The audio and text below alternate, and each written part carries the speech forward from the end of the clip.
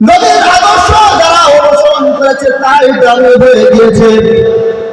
আল্লাহ নবীর একজন সাহাবী, যে সাহাবীর পায়ের কদমের আওয়াজ আল্লাহ নবী রাহমাতুল লিল আলামিন, আল্লাহ নবী যখন মেরাজ রজনীতে যখন মেরাজ করার জন্য আল্লাহ নবী যখন মেরাজ রজনীতে আল্লাহ নবী জান্নাত জাহান্নাম যখন দর্শন করেন, আল্লাহ নবী জান্নাতের মধ্যে প্রবেশ করবে, আল্লাহ নবী জান্নাতে প্রবেশ করবে, প্রবেশের আগ মুহূর্তে আল্লাহ নবী রাহমাতুল লিল আলামিনের কানের মধ্যে পায়ের শব্দ শোনা যায়, হাঁটার শব্দ শোনা যায়। আল্লাহ নবী রাহমাতুল লিল আলামিন আমার পায়ের মধ্যে হাঁটার শব্দ শোনা যায়, হে জিবরাইল পায়ের শব্দ শোনা যায়, হে জিবরাইল এই পায়ের শব্দটা কার? আল্লাহ নবী রাহমাতুল লিল আলামিন এই কথাটা যখন বলল, এই প্রশ্ন যখন করলো, জিবরাইল আলাইহিস সালাতু ওয়াস সালাম বলে, ইয়া রাসূলুল্লাহ ইয়া হাবিবাল্লাহ, ওগো নবী আপনি দেখেন গো এই হাঁটার শব্দটা আপনি চিনতে পারেন কিনা? ওগো নবী আপনি দেখেন গো এই আওয়াজটা আপনি চিনতে পারেন কিনা? আল্লাহ নবী রাহমাতুল লিল আলামিন বলে, হে জিবরাইল আমি আওয়াজটা চিনতে পারছি না, আমি আওয়াজটা চিনতে পারি না। আল্লাহ নবী রাহমাতুল লিল আলামিনকে জিবরাইল বলে, ইয়া রাসূলুল্লাহ ইয়া হাবিবাল্লাহ, ওগো নবী আমার রাহমাতুল লিল আলামিন, ওগো নবী ওগো রাহমাতুল লিল আলামিন এই যে পায়ের শব্দ আপনি শুনতে পাচ্ছেন, এই শব্দটা আর কারো নয়, এই শব্দটা হলো আপনার ওই যে কালো সাহাবী, ওই যে আফ্রিকার সাহাবী, আফ্রিকার কালো বেলাল, যে বেলালকে সমস্ত কাফেররা বেলালকে তুচ্ছ-তাচ্ছিল্য করত, বেলালকে নিয়ে ঠাট্টা মশকরা করত। আহারে বেলাল ইসলাম ধর্ম গ্রহণ করার কারণে কত কষ্ট সহ্য করেছে, কত ত্যাগ স্বীকার করেছে। আল্লাহ পাক রব্বুল আলামিন হযরত বেলাল হাবশী রাদিয়াল্লাহু তাআলা আনহু ইসলাম ধর্ম গ্রহণ করেছে। নবীর কালেমার মালাটা হযরত বেলাল গলার মধ্যে দিয়েছে। এই জন্য আল্লাহ পাক রব্বুল আলামিন হযরত বেলালের মর্যাদা আমার আল্লাহ এমন ভাবে বাড়িয়ে দিয়েছে। আল্লাহু আকবার। আমার নবী রাহমাতুল লিল আলামিন জান্নাত দেখার জন্য যখন জান্নাতে প্রবেশ করবে, এই প্রবেশের আগ মুহূর্তে আল্লাহ নবী রাহমাতুল লিল আলামিন হযরত বেলালের পায়ের ধ্বনি নবীর কানে শুনতে পেয়েছে। এত সম্মান, এর কারণ হলো নবীর আদর্শের মালাটা হযরত বেলালের গলায় পড়ছে। হযরত বেলাল অনেক কষ্ট করেছে ইসলাম ধর্ম গ্রহণ করার কারণে। হযরত বেলালকে উত্তপ্ত বালুর মধ্যে, মরুভূমির মধ্যে উত্তপ্ত বালুর মধ্যে হযরত বেলালকে ঠিক করে শোয়ানো হয়েছে। হযরত বেলালকে বলে, তুই কালেমা ছাড়। হযরত বেলাল বলে, না আমি কালেমা ছাড়তে পারবো না। বলে, তোর জীবন চলে যায়। বলে, আমার জীবন চলে গেলে যাবে, আমার জীবন চলে যেতে পারে, কিন্তু আমি নবী মুহাম্মদুর রাসূলুল্লাহর আদর্শের মা ছাড়তে পারবো না। আমি নবী মুহাম্মদুর রাসূলুল্লাহ, আমি তার নবীর কালেমা আমি ছাড়তে পারবো না, আর আমি আল্লাহকে ছাড়তে পারবো না, আল্লাহকে ভুলতে পারবো না। আমি আল্লাহ নবীর সাহাবী হযরত বেলালকে আঘাত করতে শুরু করে, হযরত বেলালকে নির্যাতন করতে শুরু করে। হযরত বেলালের উপর নির্যাতন চালায়, আর হযরত বেলাল আহাত আহাত আহাত বলে কান্না করে, আহাত বলে, আহাত আমার আল্লাহ,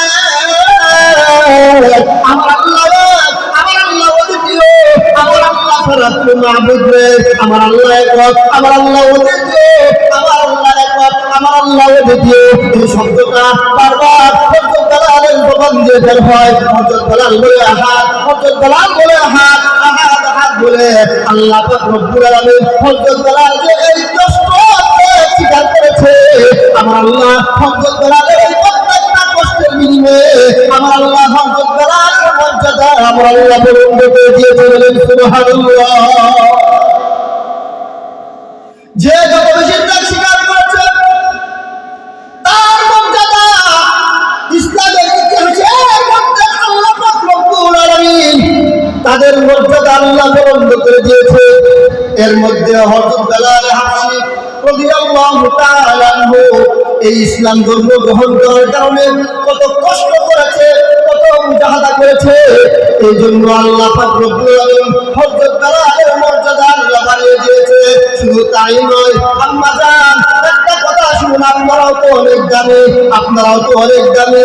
ইসলামের মধ্যে সর্বপ্রথম যিনি শহীদ হয়েছেন মেয়েদের মহিলাদের মধ্যে তিনি শহীদ হয়েছেন হযরত সুমাইয়া রাদিয়াল্লাহু তাআলা আনহা। শুনুন হযরত সুমাইয়া রাদিয়াল্লাহু তাআলা আনহা যিনি ইসলামের সর্বপ্রথম শহীদ, যিনি ইসলামের সর্বপ্রথম শহীদ হয়েছেন মহিলাদের মধ্যে, ইসলামের জন্য সর্বপ্রথম শহীদ হয়েছে হযরত সুমাইয়া রাদিয়াল্লাহু তাআলা আনহা। হযরত সুমাইয়া রাস্তা দিয়ে হেঁটে যায়, আবু জাহেল বলে, হে সুমাইয়া তুমি মুহাম্মদের কালেমা গ্রহণ করেছো? বলে হ্যাঁ, আমি মুহাম্মদের কালেমা গ্রহণ করেছি। তুমি কালেমা ছেড়ে দাও? বলে না, আমি কালেমা ছাড়বো না। বলে কালেমা ছেড়ে দাও? বলে না, আমি কালেমা ছাড়বো না। হযরত সুমাইয়া রাদিয়াল্লাহু তাআলা আনহা ওনার সাথে ওনার সন্তান আম্মার ছিল। আম্মারকে বলে, যে আম্মা তুমি এই কালেমা করেছো?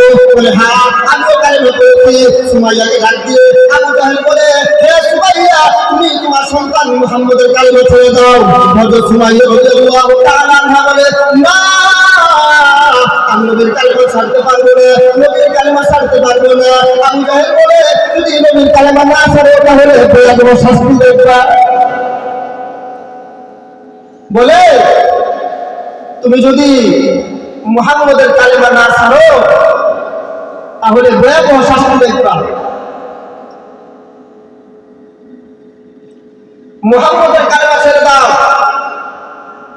আর না হয় ভয়াবহ শাস্তি দেখবা।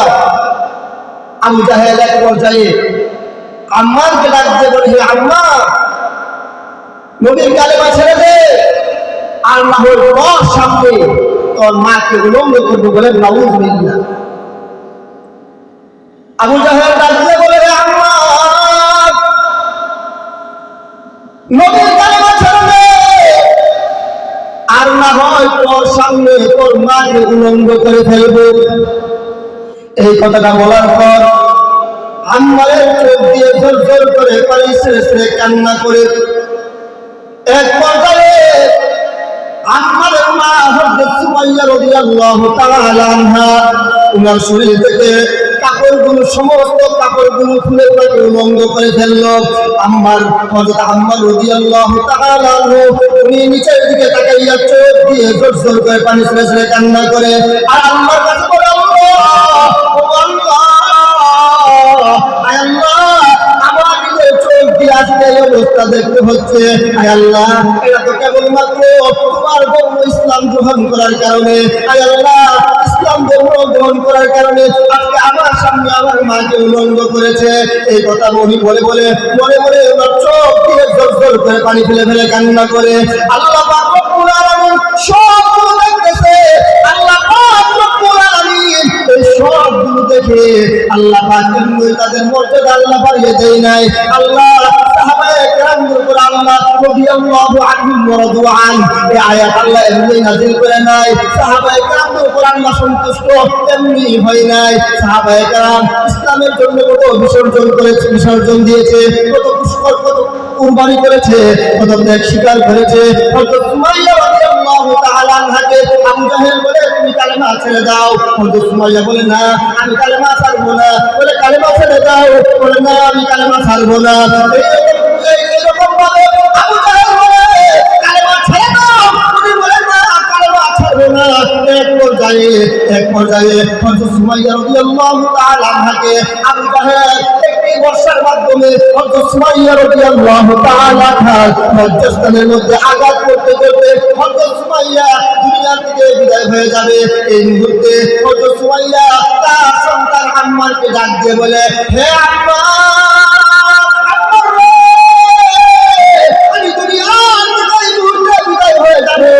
আমার সন্তান আম্মার, আমি এই মুহূর্তে শাহাদাতের পেয়ালা পান করবো। আম্মার, আমি শহীদ হয়ে যাব, আমি শাহাদাতের পেয়ালা পান করবো। সন্তান, আমি তোমাকে বলে যাই, আমি যদি দুনিয়া থেকে বিদায় হয়ে যাই, তুমি কিন্তু মৃত্যুর ভয়ে আবু জাহেলের সামনে মাথা নত করে নবীর কালেমা ছাড়বে না।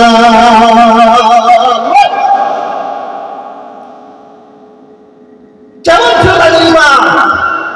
মৃত্যুবরণ করবে, হাসিতে মা সন্তানকে ডাক দিয়ে বলে, আম্মা, মৃত্যুর ভয়ে মুহাম্মদের ধর্ম তুমি ছাড়বে না, মুহাম্মদের কালেমা তুমি ছাড়বে না। এটাই ছিল তাদের ঈমান। আজকে তাদের ঈমানের এরকম থাকার কারণে আজকে এই ইসলাম ধর্ম আজকে চাঁদ পরিধির পর্যন্ত এসেছে।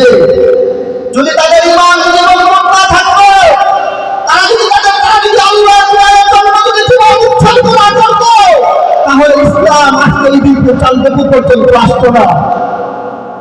ইসলাম অনেক কষ্টের বিনিময়ে আসছে, অথচ আমরা আজকে ইসলাম ধর্মের কদর জানি না। এই ইসলাম ধর্মের মূল্যায়ন কদরটা আমরা বুঝি না। যদি বুঝতাম তাহলে আজকে ৯৯ বছর মুসলমানের দেশে আজকে ইসলাম নিয়ে ছিনিমিনি করতে পারতো না, ঠিক কিনা বলে? অথচ আজকে ইসলাম নিয়ে ছিনিমিনি করছে, ইসলামকে নিয়ে আজকে ইসলামকে নিয়ে ঠাট্টা বিদ্রুপ করছে। এর কারণ হলো আমাদের ঈমান সাহাবায়ে কেরামদের মতো ঈমান নয়। আমাদের ঈমান সাহাবায়ে কেরামদের মতো নয়। এই জন্য আজকে মুসলমানদের দেশে, যে দেশে আল্লাহু আকবারের গরিতে সূর্য উদয় হয়, আল্লাহু আকবারের গরিতে সূর্য অস্তমিত হয়, সেই দেশের মধ্যে আজকে ইসলামকে নিয়ে কটাক্ষ করা হয়, আল্লাহর কোরআনের উপর বিশুদ্ধ, আল্লাহর কোরআনের উপর হস্তক্ষেপ করা হয়, আল্লাহর বিধানের উপর হস্তক্ষেপ করা হয়। অথচ এগুলো করতে পারে কারণ আমাদের ঈমান মজবুত নয়, আমাদের ঈমান সাহাবায়ে কেরামের